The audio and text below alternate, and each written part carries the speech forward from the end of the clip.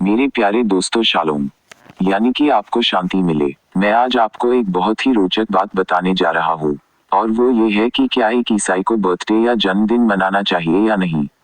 आज दुनिया भर में ईसाई लोग जन्मदिन मनाते हैं, और ऐसे में हम यह कहें कि जन्मदिन नहीं मनाना चाहिए तो वो हमको पागल या मूर्ख कहेंगे, पर इससे हमें कुछ फर्क नहीं पड़ेगा क्योंकि हमें सच्चाई पता है और उनको सच्चाई का पता नहीं है, इसीलिए वो मनाते हैं।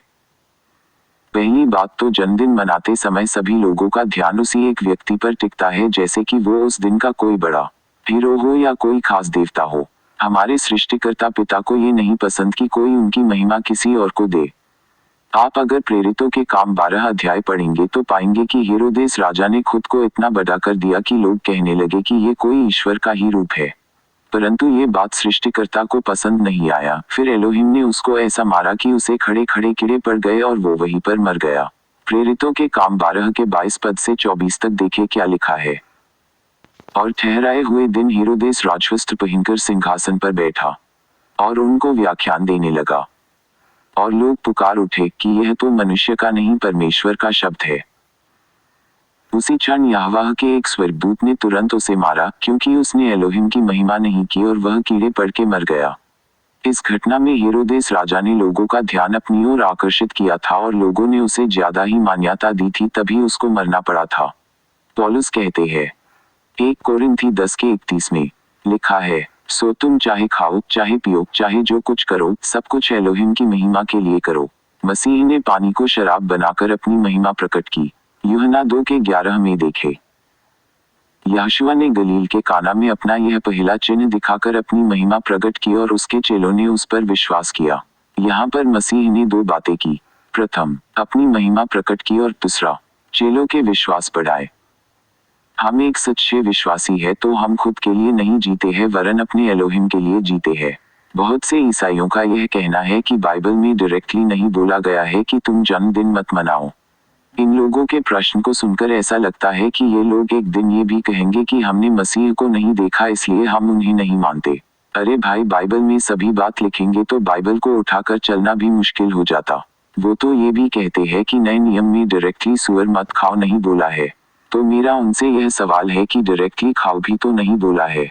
यह तो लेवी 11 के 7 और 8 में बोल दिया है कि तुम सुअर मत खाओ और उसके लाश को मत छुओ। पर वो तो नहीं मानते और सोचते हैं कि इसे तो नए नियम में ही लिखना चाहिए था। अरे भाई, जो बातें पुराने नियम में पहले ही लिखी गई है उसे नए नियम में दोहराने की क्या जरूरत है। ये तो वही बात हो गई कि कोई व्यक्ति अगर पीएचडी कर रहा है और आप उसके किताबों में अल्फाबेट और वोवेल्स डालने की बात कर रहे हो। यह तो वही बात हुई कि मुस्लिम लोग बोलते हैं कि ईसा ने बाइबल में कहीं पर भी मैं ईश्वर हूँ नहीं बोला है। पर मेरा प्रश्न ये है उनसे कि मसीह ने कहीं पर भी मैं ईश्वर नहीं हूँ या मैं सिर्फ एक नबी हूँ भी तो नहीं बोला। बहुत सारी बातें बाइबल में इनडायरेक्टली बोला गया है, उसे समझने की जरूरत है। शराबी लोग कहते हैं कि नए नियम में तुम शराब मत पियो नहीं बोला है, पर शराब पीकर मतवाले मत बनो तो बोला है न, एफिसी 5 के 18। और शराब से मतवाले न बनो क्योंकि इससे लुचपन होता है, पर आत्मा से परिपूर्ण होते जाओ।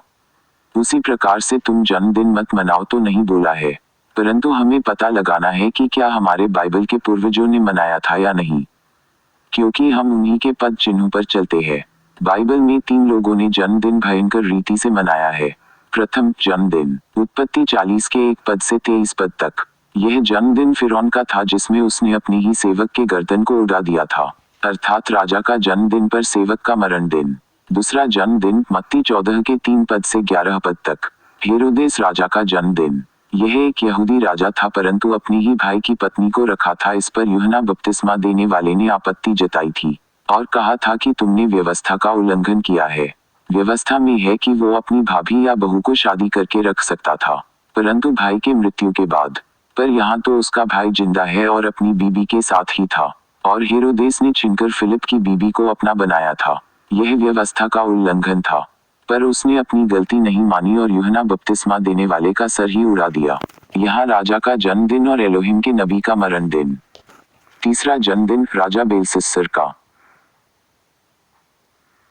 दानियल 5 अध्याय में राजा बेलशस्सर ने अपने जन्मदिन में सबको निमंत्रण करके जन्मदिन मनाया और एलोहिम के भवन में प्रयोग होने वाले बर्तनों में अशुद्ध जानवरों के गोश्त, शराब और विभिन्न प्रकार के अशुद्ध चीजों को डालकर अपमानित और अपवित्र कर रहा था कि अचानक दीवार पर एक हाथ प्रकट हुआ और हिब्रू या आरामी भाषा में लिखने लगा कि मैंने तेकेल ऊपर सिन अर्थात तू तराजू में तौला गया और कम पाया गया।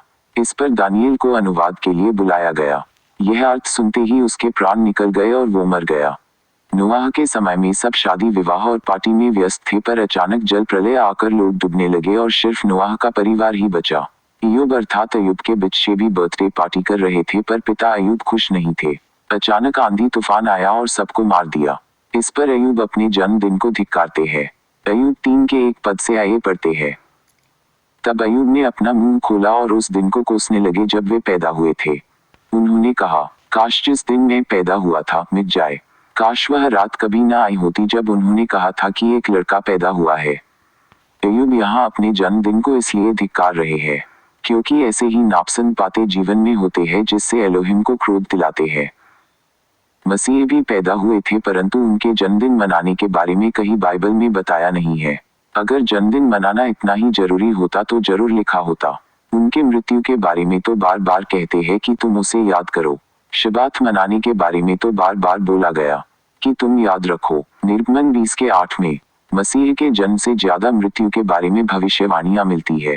अब इतने सारे प्रमाण देकर बताया कि जन्मदिन मनाना गलत है एक सही विश्वासी को, फिर भी बेशर्म की तरह मनाते हो, तो हम तुम्हें ईसाई विश्वासी के श्रेणी में नहीं रखते बल्कि एक नास्तिक और मूर्ति पूजक जैसा सोचते हैं, जिसको एक शैतान का अनुयायी के अलावा कुछ भी नहीं माना जा सकता है।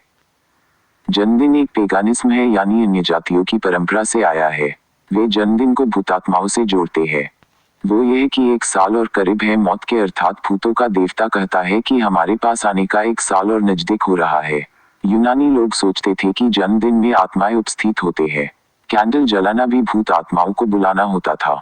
जन्मदिन मनाना शुरू हुआ मिस्र देश से और मोमबत्ती जलाने का रीति शुरू किया ग्रीक ने, जो कि भूत आत्माओं के लिए जलाते थे। बाद में केक बनाने का चलन रोम और जर्मनी ने शुरू किया, जो कि एक चांद देवता के लिए होता था। मैं भी पहले जन्मदिन मनाता था, पर जैसे ही पता चला कि यह तो बाइबलीय नहीं है तो मैंने तुरंत मनाना छोड़ दिया, परंतु परिवार में इसने इतना गहरा जड़ पकड़ चुका था कि तुरंत निकालना काफी मुश्किल हुआ। पर अगर हिम्मत की जाए तो क्या नहीं हो सकता। आज पिछले 15 साल से हमारे परिवार में किसी का जन्मदिन नहीं होता। हम जीत गए शैतान के इस पर्व को हराने में। लेकिन ज्यादातर ईसाई आज भी हारा हुआ जीवन जी रहे हैं और बहाना बनाते हैं और कहते हैं कि हम जन्मदिन में प्रभु को ही याद करते हैं। अजीब बात है, जिस परंपरा को पूरा विदेशी देवताओं से शुरू किया गया हो, उसमें आज मसीह का नाम जोड़ना कितना बड़ा पाप है। पर यह पाप करने से ईसाई लोग नहीं डरते हैं।